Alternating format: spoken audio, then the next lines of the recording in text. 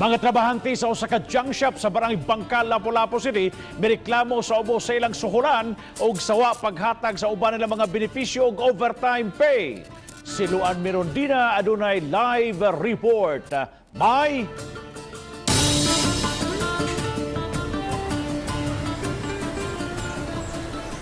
Yes, Bob, moabot sa 21 ka mga trabahante sa Cebu MKC Trading ang mipadangat sa ilang reklamo batok sa ilang employer. Kagabi gi-rescue sila ni Mayor Junard Ahongchan gikan sa ilang gipuy-an.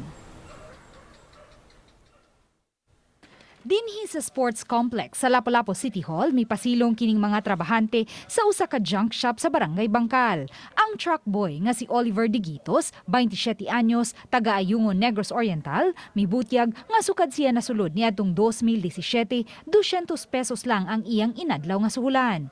Wala kami lakas na reklamo sa kanya, sir, mami, kasi takot kami. Ngayon nagkaipon-ipon kami kaya binuo namin lahat para makuha namin yung beneficiary namin lahat. Laing reklamo niya ang mga dilata sa tuna nga matud niya expired na apan maoy gihatag sa ilang agaon isip pangkonsumo nila nga mga stay-in nga mga trabahante. Ang mga dilata walay label ug wala usab nakatatak ang expiry date. Butag soka makayarag kaonon. Wala may pagwanta lagi basta kuan tagabuntag. Mura si isod say bulad. Gidasunan usab kini sa usa sa labing karaang trabahante sa junk shop nga si Rando Malasaga. Kinsa nagpailang kabanay ra usab sa tag-iya sa junk shop. Sahay mo sayo may kadlawon, labay basura, kung laing giapas na mga biyahe. Maulaga po, inadlaw raga po ng balansiya na siya.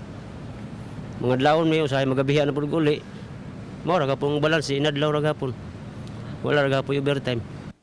Sa pagpakiginabi sa RTV Balitang Bisdak sa tag-iya sa junk shop nga si Leodigario Malasaga Jr., iyang gihimakak ang pasangil kabahin sa expired nga mga dilata. Ng mga kuan ilang giingon nga bio gikan na sa Jinsan. Nakita mo marketplace sa Jinsan. Pag search sa market sa Jinsan daghan kay dilata nga inana nga dilata. So giuli na ako na diri atong January kay dito man ko sa Jinsan. Gipasalubong na ako na sa akong mga kuya, mabitaw gidala pod nako uban akong kuya nga akong gipasalubongan nga makatestify sila nga wala sakit ilang tiyan. Gipasabot usab niya kun nganong ubos ang suhulan nga iyang gihatag lakip na ang pasangil sa overtime pay. Ang akong usa ka trabahador nga taga Negros, tawag siya nako, siya kuya, pwede ba mo balik diha kuan magdala kog tawo.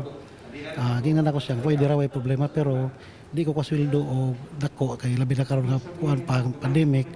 Anya ang atong sabot na to, kung pananglitan maabot og 3 months or 4 months, usa ko magpaminto. So karon 2 months pa lang.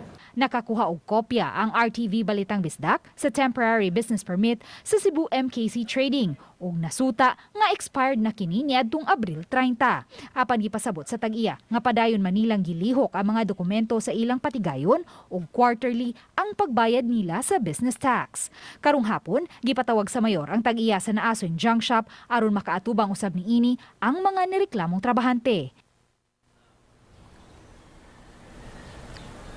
Bob, nasayra nato gikan sa City Legal Office nga human sa meeting karong hapon tali sa employer ug sa mga nireklamong mga trabahante, nasabutan nila nga di na lang sila musangat og reklamo ug nag-compute na lang sila, Bob, sa katong mga overtime pay ug gibayra na lang usab sila sa holiday pay lakip na ang difference sa ilang minimum wage. Bob? daghang salamat Luan Mirondina sa imong live report.